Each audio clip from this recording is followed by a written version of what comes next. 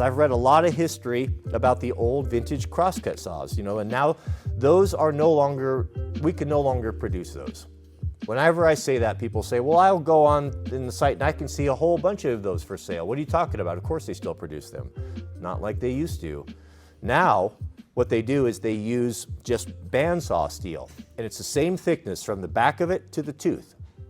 That's fine, no problem. It's good steel, no big deal, but it's all about the set of the teeth. Now, if you've ever pulled a saw through wood before, you'll realize that it will bind up sometimes. You'll get into the middle of it and it'll start dragging, start binding. Well, the reason why that is the set is wrong. The set needs to be the teeth like this.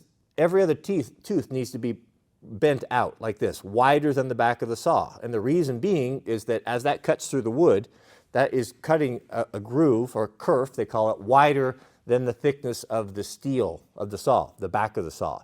And if you put the set in the teeth, then it will cut through, even great big logs, and it won't drag and bind on you. Well, the genius of the old crosscut saws is they had special equipment and they were crescent ground. This is a fascinating thing. Those machines that crescent ground, then what they would do is they would take the steel that was going to be the crosscut saw and would be slid out on a table. And that table was a giant electromagnet. And they would hit the switch, and that electromagnet would suck that thing down hard. It would not move at all. Really powerful magnet. Well, there were giant grinding stones that worked on these concentric cams that would come in and they would grind a crescent grind in these saws. And what that effectively did was they made the saw from the teeth. It's hard to explain without one here. Let's say this is a crosscut saw like this, and this is the teeth and this is the back. What that grind did was that the thickness of the metal here, let's say it was 11 thousandths, whatever, it would be 4, 5, 6 thousandths less on the back, meaning it looked like this. It was a taper. Well, what that gave you was the ability to have a little itty bitty tiny set, almost no set. And why that's important was the kerf that you're cutting now is just tiny, tiny, tiny. You're removing just a very small amount of wood.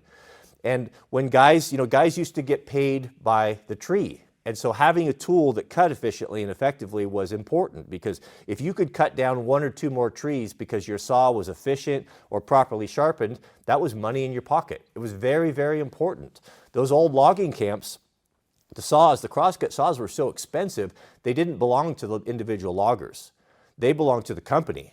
And the company would actually set up a saw filing shack right there on the landing or right where they were working, and there'd usually be 1 or 2 guys in there, a master saw filer and an apprentice, and his full-time job was to catalog and take care of these beautiful crosscut crescent ground saws. They're absolutely a national treasure. Once they're gone, they're gone. The Forest Service maintains a whole catalog of them, and they're very careful who they loan them or who takes them out for work, because they still use them fighting fire in wilderness as well as trail crews.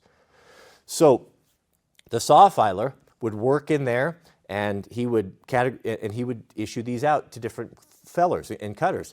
And what the guys would say was, we don't know why, but some of those saws were just special. Something about them, even though they all came from the same Atkins or the Royal Chinook factory, some of them were just different. Some of them were just special. I don't know if it was a combination of the steel or what it was, but I'll tell you, just as a fun kind of a side note, the saw filer in those old logging camps was very well taken care of. It was not uncommon for guys that would come in that were working, felling crews, bucking and felling crews, would come in and give gifts, whiskey, maybe a pie, maybe some candy or treats or something, trying to get on the good graces of the saw filer, because he was the one that would issue the saw to you. And there were particular saws that were just special. The guys said it, and I don't know if it was their think so, but that they believed it, and so I believe it too.